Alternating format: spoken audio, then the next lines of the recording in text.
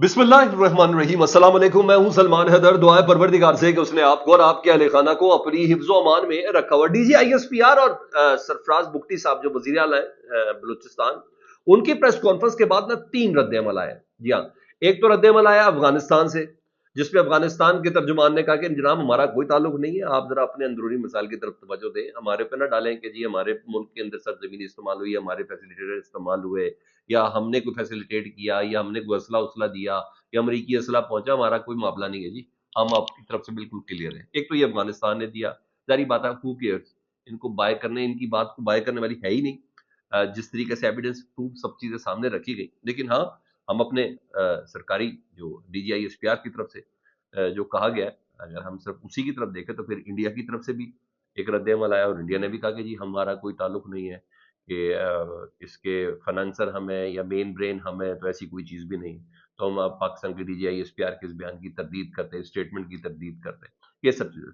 लेकिन sir, DG ISPR और CM साहब की ने इस प्रेस कॉन्फ्रेंस के बाद ना पाकिस्तान की अपोजिशन पार्टी, जिसको तहफ़्फ़ुज़ आइन पाकिस्तान का प्लेटफॉर्म मिला हुआ जी, उन्होंने भी एक प्रेस कॉन्फ्रेंस की, चाहे इसकी को उसको मीडिया पे नहीं दिखाया, ममनू था। इवन जब उस पे होती है तो एज पर पॉलिसी होता है कि बात करनी है कि नहीं करनी है।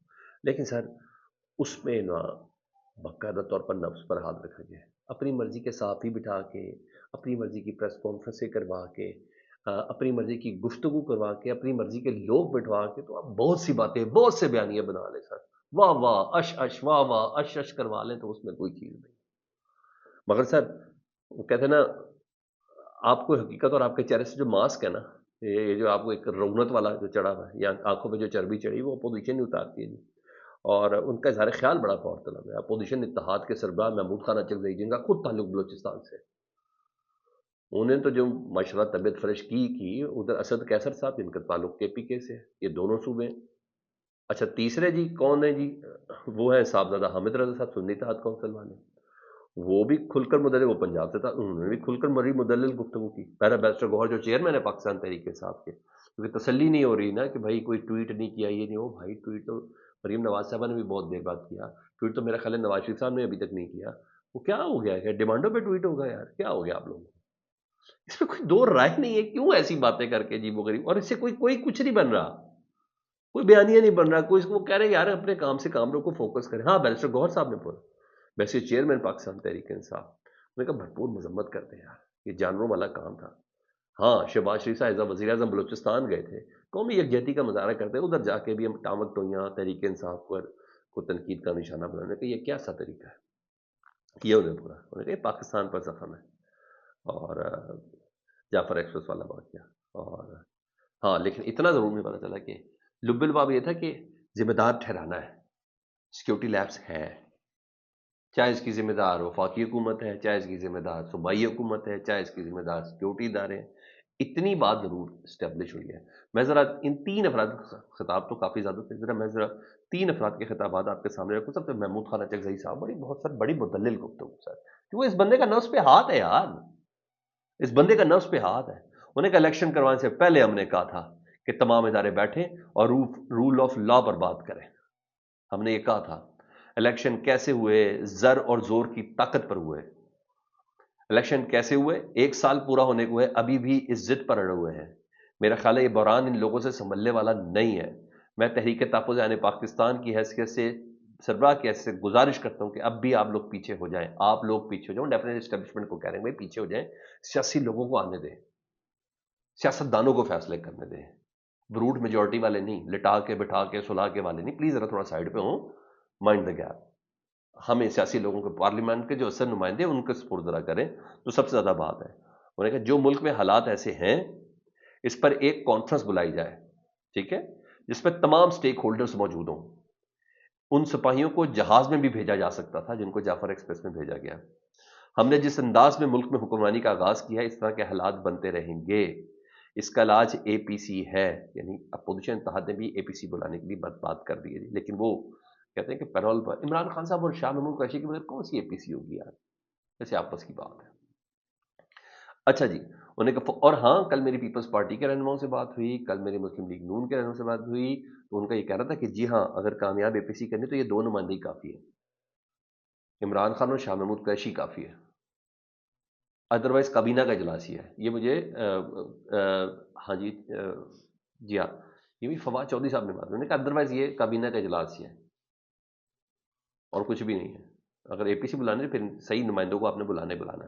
پہلے محمود خان اچک زئی صاحب نے کہا جو سپاہی فوج سپاہی اور جو بھی لڑ رہا ہے وہ اس وطن کے ہیں اور اس کا علاج صرف اے پی سی ہے. ان سب کا علاج گزشتہ گناہوں پر سب سے پہلے معافی مانگے, سب سے پہلے معافی مانگے اور جو آئین میں موجود ہے اس کو صحیح طریقے سے نافذ کریں. یہ بولا ہے محمود خان اچک زئی صاحب نے. کہا یہ بندہ یہ سب سے حکومت سے جان کیسے چھڑانی ہے وہ کہہ رہے ہیں. یہ طے کریں پہلے اس حکومت سے جان کیسے چھڑانی ہے. وہ سیدھا شہباز شریف صاحب کے استعفے کا ہی مطالبہ کر رہے ہیں. صاحبزادہ حامد رضا صاحب کہتے ہیں انہوں نے کہا 24 گھنٹے میں ملک میں انارکی کی صورتحال تھی, اس کا ذمہ دار کون تھا بھائی؟ وفاقی وزیر دفاع.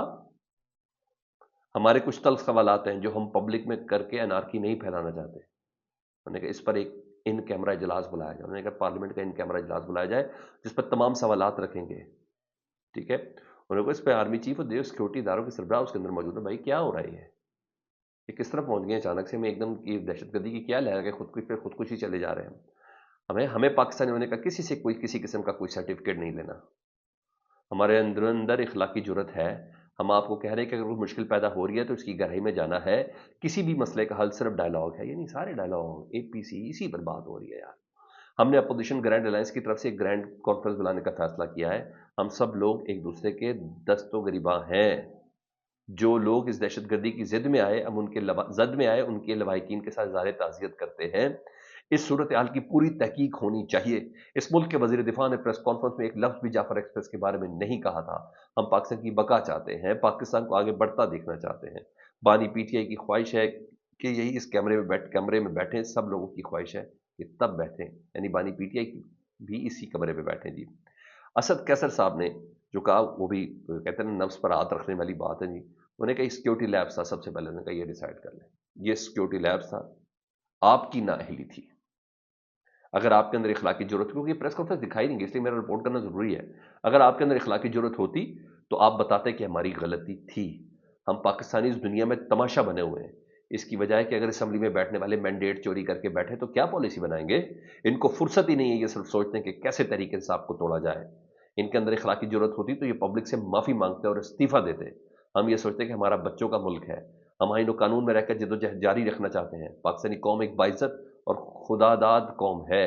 جب تک جین حکومت نہیں بنائی جائے گی تب تک اس طرح کے واقعات کا کوئی حل نہیں ہے. انہوں نے کہا جینوین حکومت بنائیں. یہ حکومت نان جینوین بنائی گئی ہے, ظاہری بات ہے. ملک میں عدلیہ سے غیر ضروری پریشر ختم کیا جائے. ہم پاکستان کی خاطر تمام قوم اور لیڈرشپ کو اکٹھا کر کے بلائیں گے. یعنی بھائی کہہ رہی ہے اپوزیشن کے نہیں بھائی ایسا نہیں ہے, جو سرکاری بیانی ہے ایسا نہیں ہے, یہ حرکتیں نہ کریں. اور اپوزیشن اتحاد نے اپنے زخم دکھائے ہیں, پاکستان کے زخم دکھائے ہیں کہ اس کو ایڈریس اس طریقے سے کیا جا سکتا ہے. یہاں صورتحال ہی بالکل ڈفرینٹ ہے, بڑی بڑی انٹرسٹنگ اور مزیدار صورتحال ہے. وہ کہہ رہے ہیں تم اپنا, ہم تمہارا وزیر اعلیٰ بچاتے ہیں. حکومت یہی کریے نا, اکبر سرفراز بگٹی کو بچاتے ہیں. اصولاً تو بھائی جو مطالبہ آپ کے پی کے سے کر رہے ہیں کریں نا, ادھر ذرا ادھر کریں کہ صوبائی حکومت صوبائی سربراہ جو ہے چیف ایگزیکٹو اس کی ذمہ داری. تو اس سلسلے میں ان کی انہوں نے ملاقاتیں سر شروع کی ہیں. اب سنیں, سب سے پہلے جی وہ کمیٹی بحال ہو گئی ہے. جس کمیٹی سے متعلق میں نے آپ کو کہا تھا وہ تھی پیپلز پارٹی کی کمیٹی. جی ہاں, وہ رابطہ کمیٹیاں حکومت اور پیپلز پارٹی کی بحال ہو گئی ہیں. اور حکومت اور پاکستان پیپلز پارٹی کی مذاکراتی کمیٹیوں کا اجلاس آج لاہور میں ہوگا. مذاکراتی کمیٹی کی ملاقات دوپہر گورنر ہاؤس میں ہوگی. گورنر پنجاب سردار سلیم, حسن مرتضیٰ, قاسم گیلانی اور راجہ پرویز اشرف شامل ہوں گے. پنجاب سے متعلق پاور شیئرنگ پر بات ہوگی. پنجاب سے متعلق مطالبات حکومتی کمیٹی کے سامنے رکھے جائیں گے. وزیر اعظم شہباز شریف کی ملاقات میں پنجاب معاملے میں کمیٹیوں کو فعال کرنے کا فیصلہ کیا گیا تھا. یہ ابھی جو پچھلے دنوں بلاول صاحب سے ملاقات ہوئی, بھائی اب ظاہری بات ہے اے پی سی بلانی ہے, اس میں بھی چیزیں, کنسنسس دینے ہیں اس میں بھی چیزیں, ایسے کیسے ابھی وہ پانی والا مسئلہ ہے.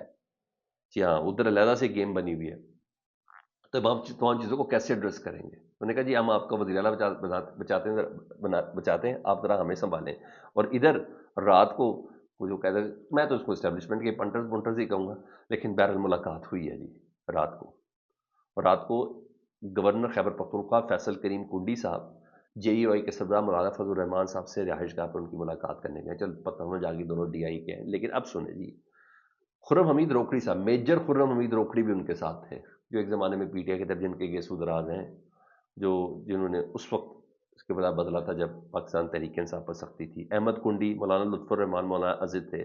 ملکی اسجد، ملکی سیاسی صورتحال اور خیبر پختونخوا میں امن و امان کی صورتحال پر بات ہوئی ہے.